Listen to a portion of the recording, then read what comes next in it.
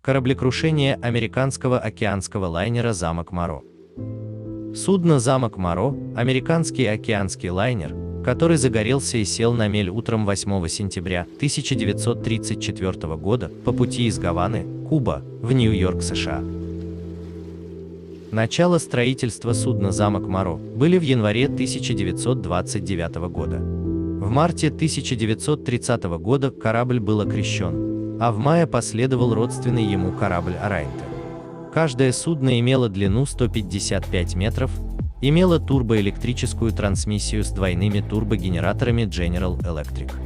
Судно было роскошно отделан, чтобы вместить 489 пассажиров первого и туристического класса, а также 240 членов экипажа.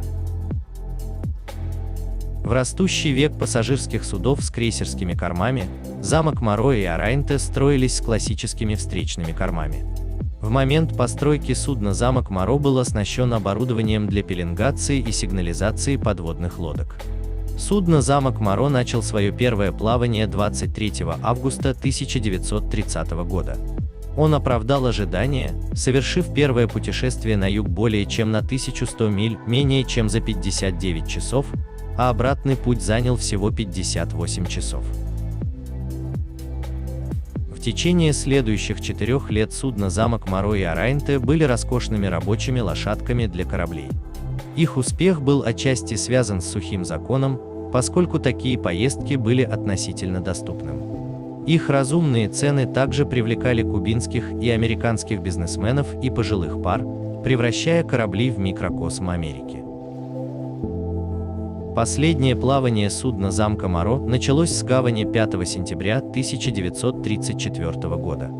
Днем 6 числа, когда корабль шел параллельно юго-восточному побережью Соединенных Штатов, он начал сталкиваться с усиливающимися облаками и ветром. К утру 7 числа погода сгустилась, и ветер сменился на восточный, что стало первым признаком надвигающегося северо-восточного направления. Вечером капитану Роберту Рёнисону Уилмоту доставили обед в его каюту. Вскоре после этого он пожаловался на проблемы с желудком и вскоре умер от сердечного приступа. Командование кораблем перешло к старшему офицеру Уильяму Уормсу. В ночные часы ветер усилился до 30 миль в час, когда судно «Замок Моро» пробирался вдоль восточного побережья.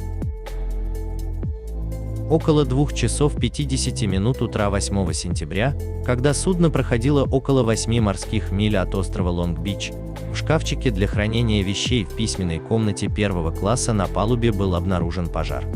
В течение следующих 30 минут судно было охвачен пламенем. По мере того, как огонь усиливался, исполняющий обязанности капитана Уильям Уорм попытался высадить корабль на берег. В течение 20 минут после обнаружения пожара, примерно в 3 часа 10 минут, огонь прожег основные электрические кабели корабля, погрузив «Замок Моро» во тьму. Поскольку все питания были повреждены, радио перестало работать, поэтому был отправлен только один сигнал СОС. Примерно в то же время рулевая рубка потеряла способность управлять кораблем, так как эти гидравлические линии также были повреждены огнем. Отрезанные огнем на меделе, пассажиры стремились двигаться к корме.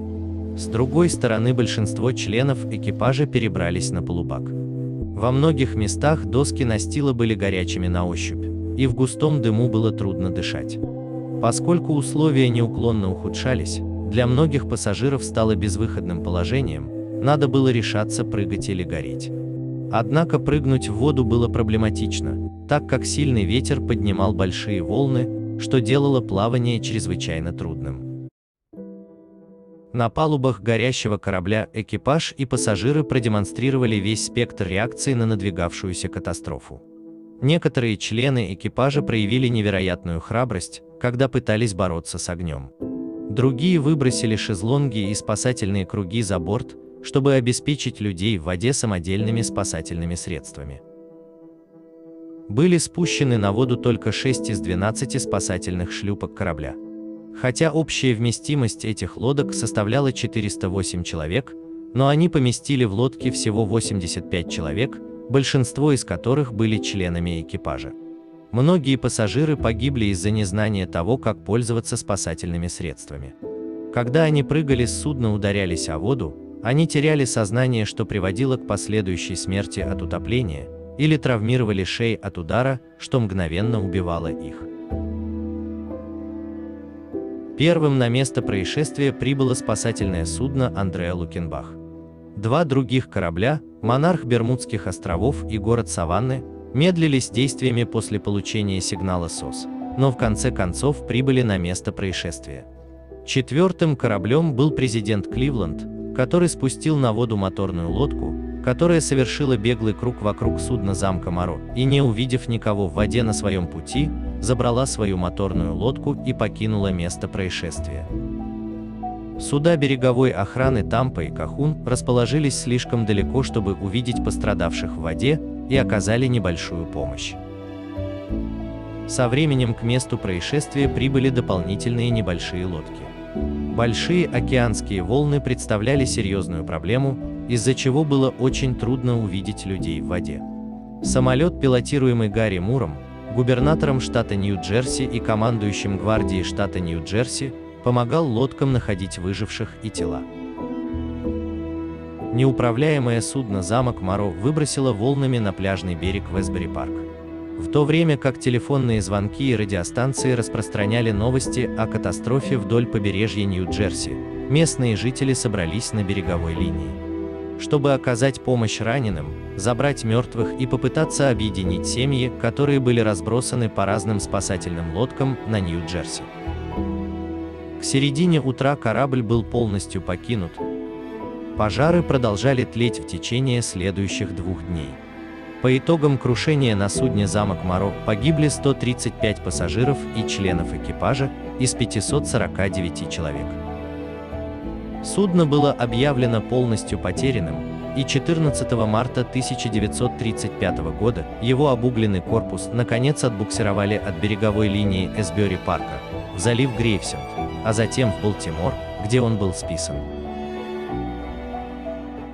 Следствие пришло к выводу, что офицеры не предпринимали никаких организованных усилий по тушению и контролю огня или закрытию противопожарных дверей.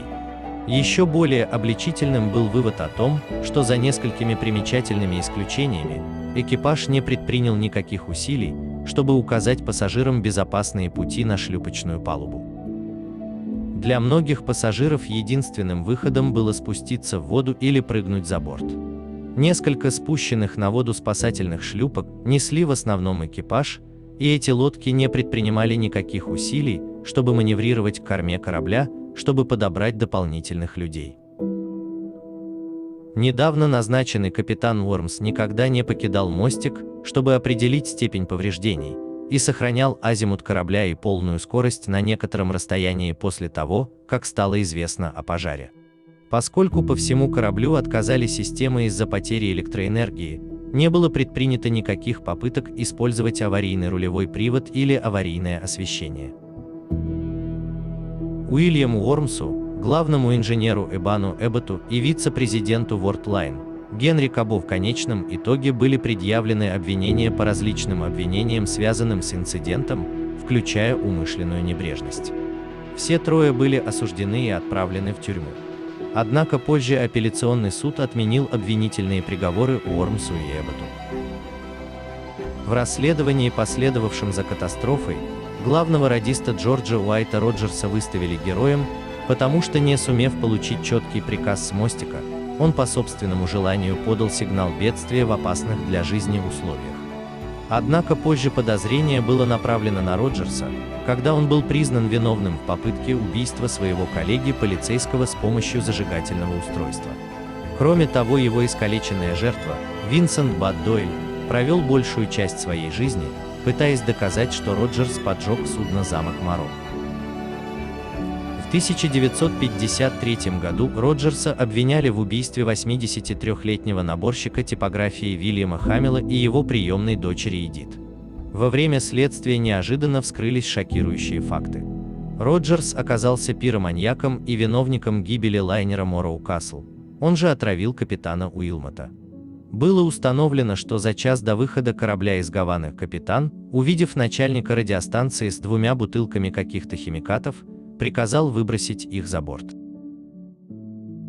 Роберт Уилмот и Роджерс давно враждовали, и, как выяснилось, радист решил отравить капитана. Он подсыпал сильно действующий яд в еду, а когда Уилмот скончался, поджег судно с помощью бомб замедленного действия. Он отключил систему пожароопределения и разлил газолин. Роджерсу дали пожизненное. Через 4 года он скончался в тюрьме от инфаркта. В середине 1980-х по телевидению HBO была показана инсценировка пожара в эпизоде своего сериала «Катастрофа» под названием «Тайна замка Моро». В 2002 году телеканал A&E снял документальный фильм об этом происшествии. И инсценировка HBO и документальный фильм A&E пробудили предположение о том, что пожар на самом деле был поджогом, совершенным членом экипажа.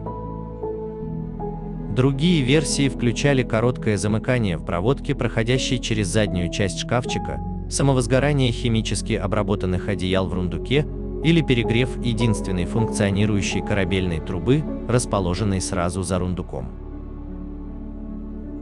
8 сентября 2009 года первый и единственный мемориал жертвам-спасателям и выжившим в катастрофе в замке Моро был открыт на южной стороне конференц-зала в Эсбюри-парке, очень близко к тому месту, где находился сгоревший корпус корабля. Наконец села на мель. В этот день исполнилось 75 лет со дня катастрофы.